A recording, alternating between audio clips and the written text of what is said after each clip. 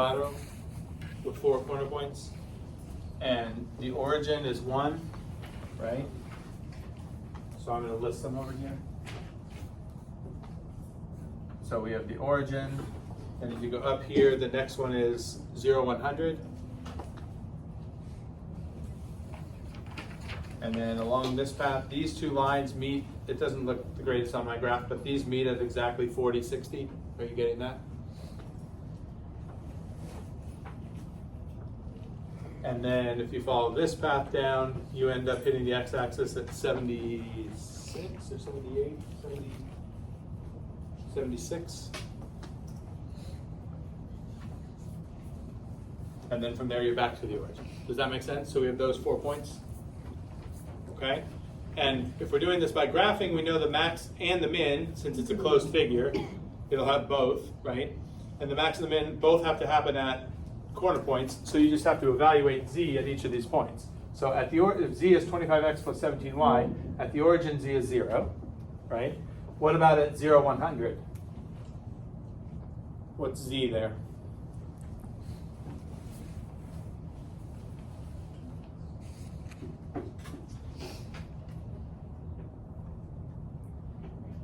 I'll ask Carter questions later. This one's not hard. At 0, 100, what's z equal to? 1700. Okay. At 40, 60? 40 here, 60 there, what do you get? How much? Oh, I don't know. Oh. Somebody have it? Yeah. At 40, 60, what's z? 2020. Good. Okay, and then at 76, 0? 25 times 76? 1900. Okay. Okay. So this tells us the biggest z can get is max z is 2020, and that'll happen when x is 40 and y is 60. Are you okay there? Okay, that's the graphical solution. All right, on the back, we're going to do this with the simplex method. So first, we have to convert the inequalities to equations with the slack variables. This is only slack, right? Because these are less than or equal to's. So this becomes x plus y plus, what comes after that? S equals 100.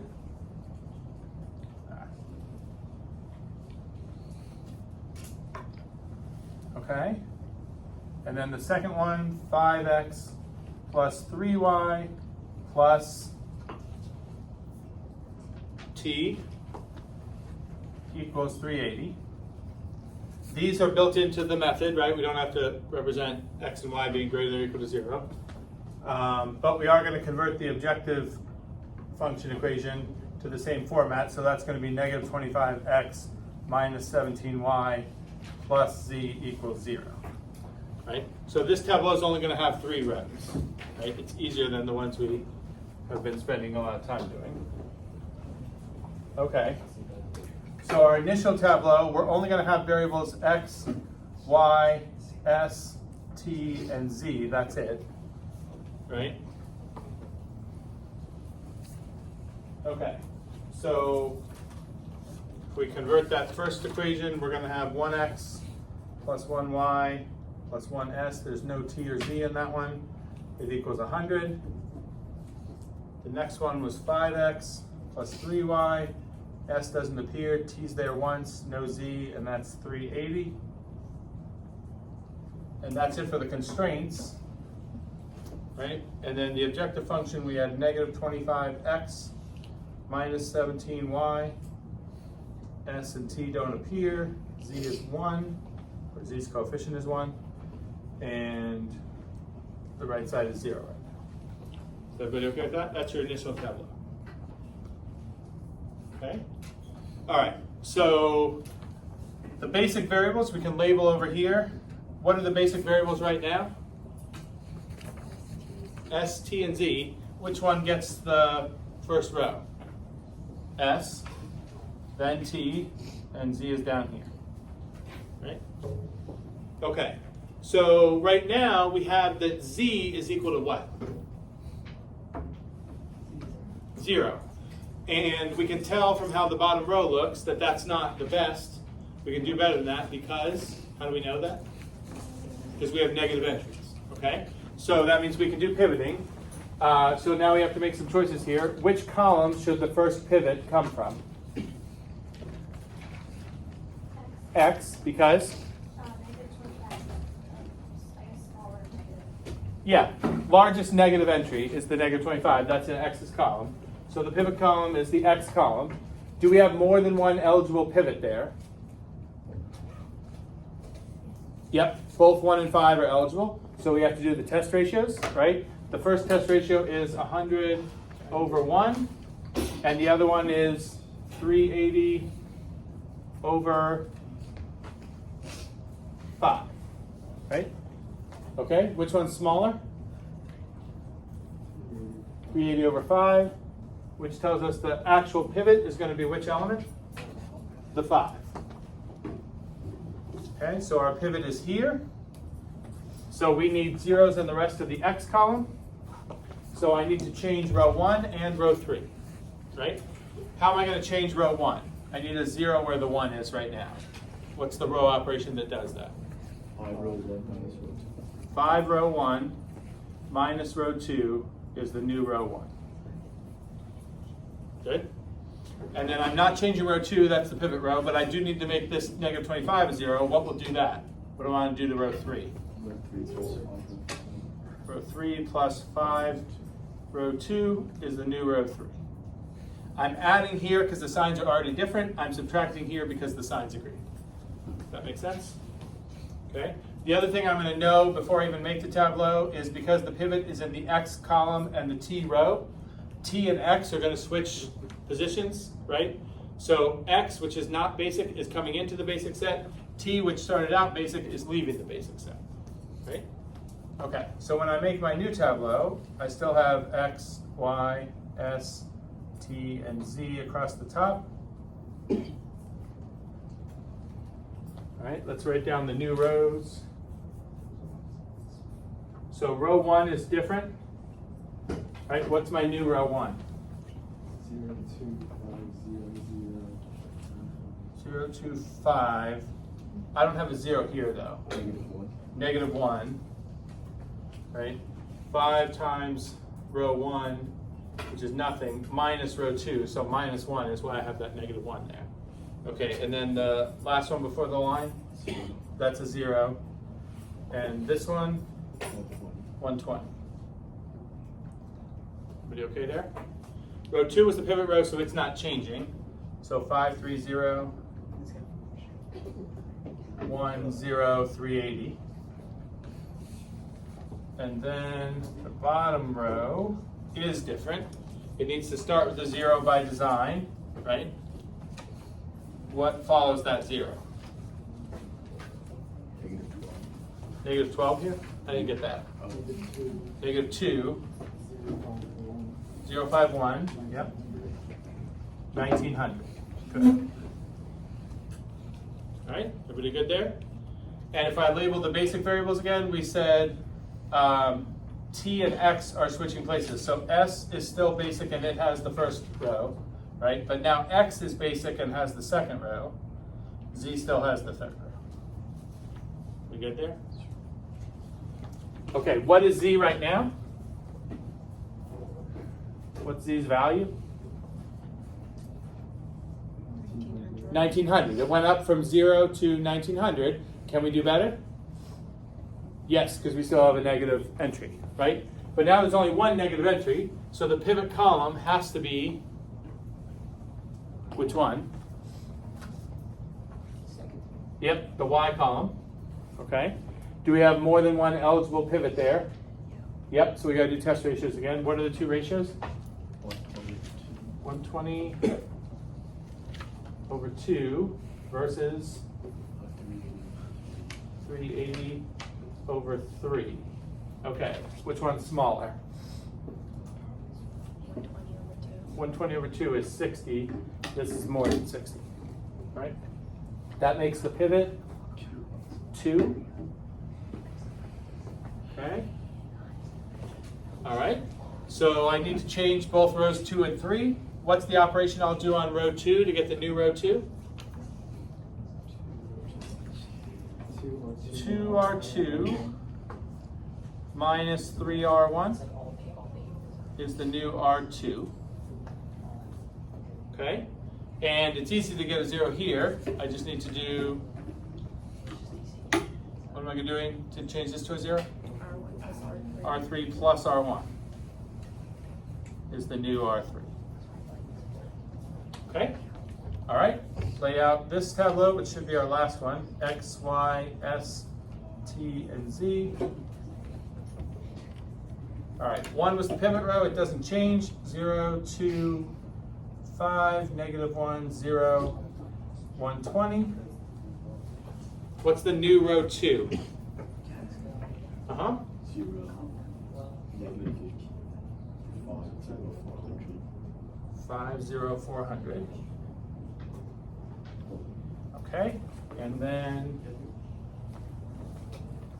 the bottom row is also different. 0, 0, 5, 4, 2020. Okay, everybody getting those? All right, and what you notice is you do not see any, what here? No negatives, so that means you're at the best value. What is Z's value? 2020. That agrees with what we got when we graphed, right?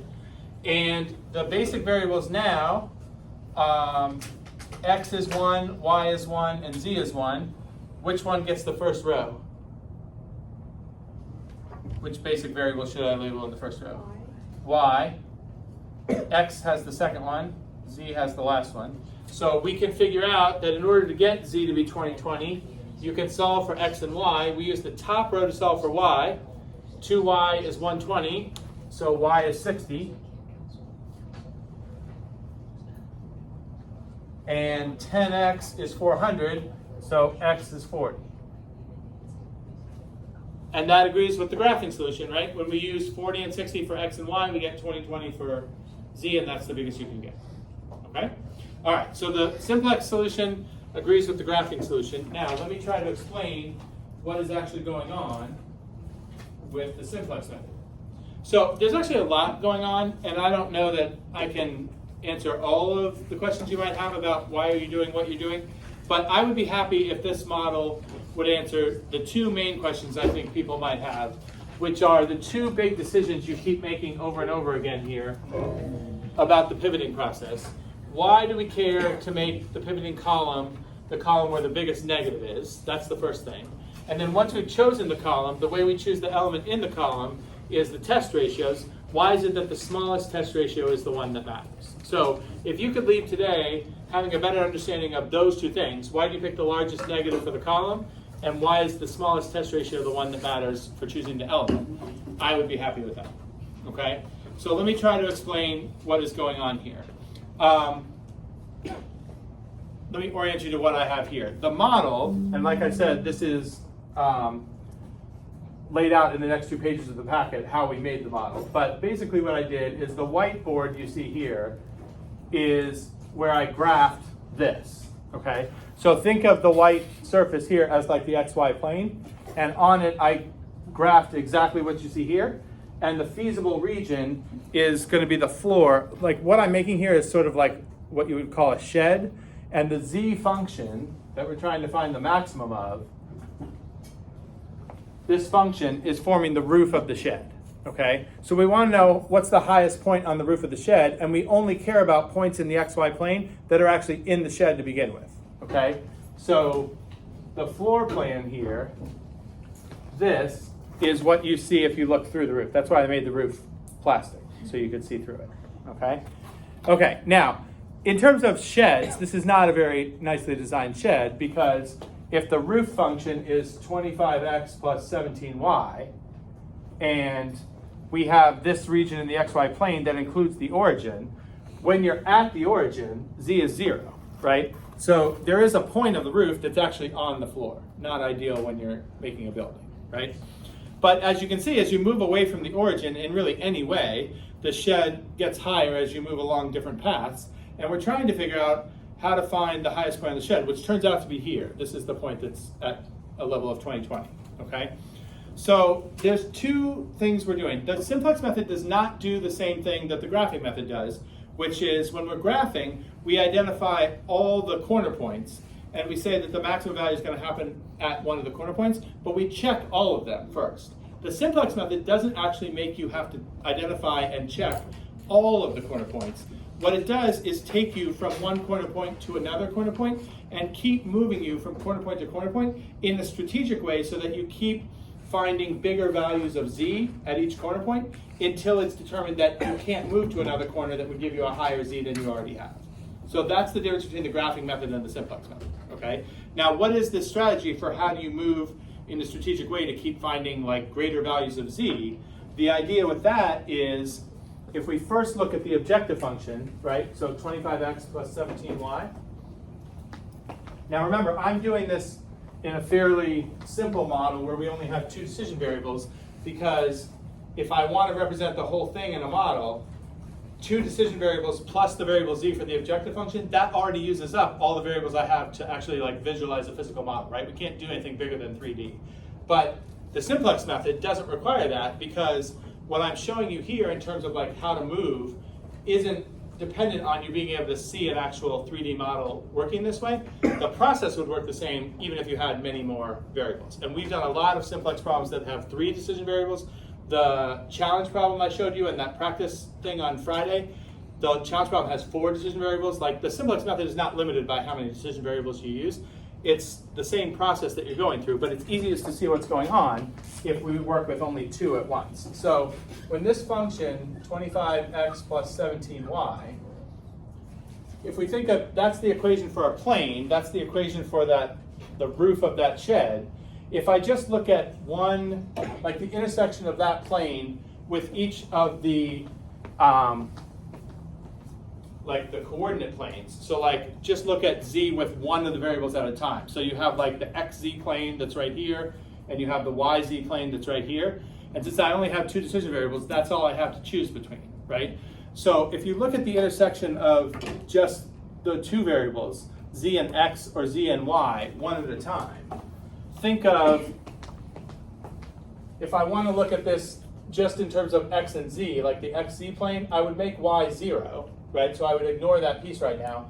And now I have a line, right? That's the equation of a line with the 2 variables x and z. And if you think of the line as z as a function of x, and think of this as like a slope-intercept form of the line, what's the slope of this line? 25. And what that means is z will change by 25 units for every 1 unit you change x by, right? So what that's saying is, if you move along the x-axis,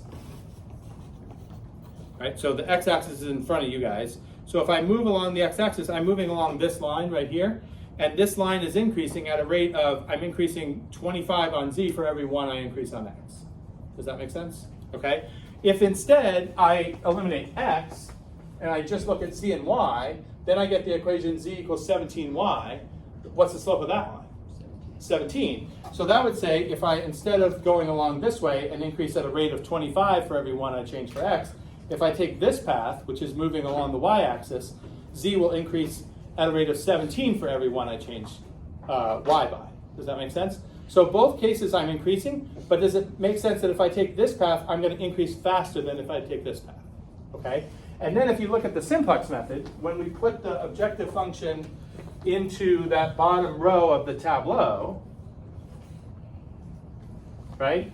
These numbers are the negatives of those slopes, right? Because we brought everything over to the other side. So this is the opposite of the slope when I work with x, and this is the opposite of the slope when I work with y.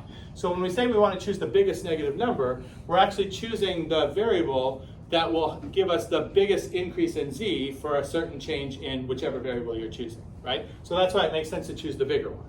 okay? It's also why we only care about the negatives. Does it make sense? If I had more decision variables here, and some of them had negative coefficients, so when I brought them over here, they were positive, positive numbers under here would correspond to negative slopes, which would mean z would do what? It would decrease, and we don't care about that. That's why we ignore those, okay? So that's why it's the largest negative number that matters. That's going to correspond to the greatest positive slope. You will increase the most in z if you move along that path, okay? So that helps you decide like which variable should you, like if you think of it, sometimes that's called like the pivot axis. Like when we choose our pivot variable, which axis are we going to move along so that z will increase as fast as it can compared to moving on the other variables we have choices for, okay? But that's only part of the process. Not only do you have to know which variable you should take so that the z increases as fast as it can, you need to know how long should you be moving along that path, okay? So for that, we actually care about the constraint inequalities, okay? So in the first tableau, when we look at the initial ones, the first row, I'm going to ignore the slack and surplus variables that are, their purpose is converting the inequalities to equations. For right now, we only need the equation given by the inequality because that's like the boundary line, right? If we go back to the graph,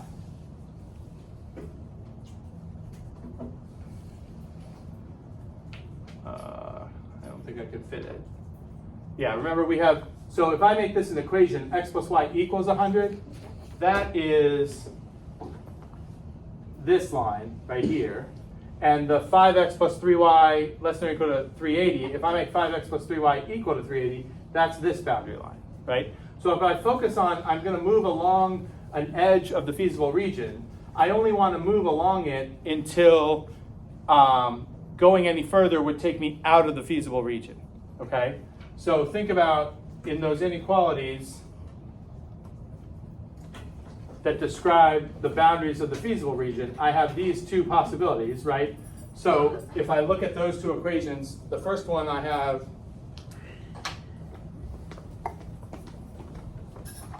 again, I'm ignoring the s and the t, I would have just x plus y equals 100.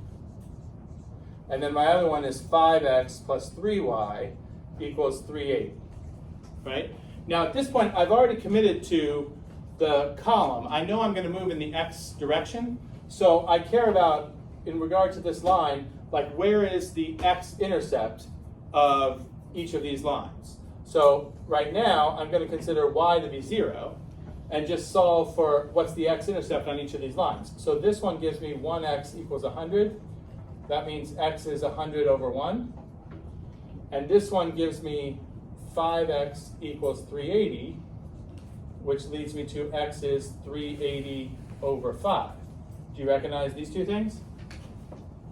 What are those? Where do we see those in the simplest method? Those are the test ratios, okay? So what this is saying is, if you move along that line, you will hit the x-axis at 100, okay? And if you move along this line, you'll hit the x-axis at, what is this, 76, right? 380 over 5 is 76. So we need to choose the smaller of these because, if I go back to the graph again, like here's where those two numbers come out, right? You're moving along this direction. This boundary is going to hit that at 76. The other boundary doesn't hit till 100. Well, if you already have passed 76 and you're going to the next one, you left the feasible region. So we can't go this far because then we're outside the feasible region. We're going to get to z's that don't matter because at least one of the inequalities is not satisfied, right? So you can only travel along this as long as it takes before the path you're on intersects with another boundary. That tells you you're at a corner point. And so you stop at that corner point, and the z value there, because you already guaranteed that your z is increasing, the z value at that corner point is going to be higher than the one you left at. But you can't keep going on there because if you do, you're going outside the feasible region. So at this point, you pivot and you change to deciding on a new variable to use, like a new path to go to see if z will increase. And I can show you like here what we're doing.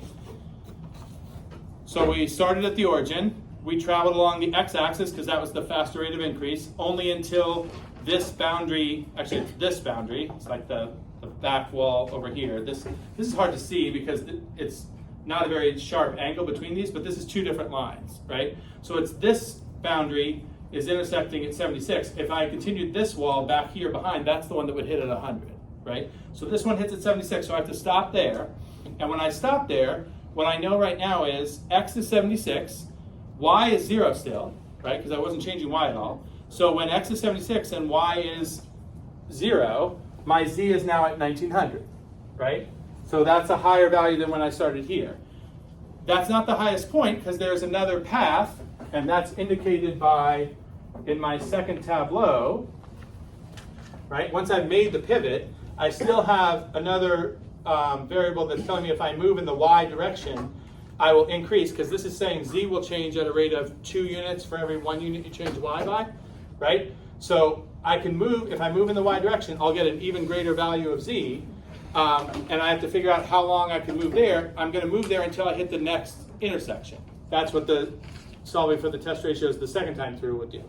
And I actually move a length of 60 in the y direction, which will increase z by double that, 120, and so that's why I go from a z of 1900 to 120 more than that. That's what gets me to the 2020.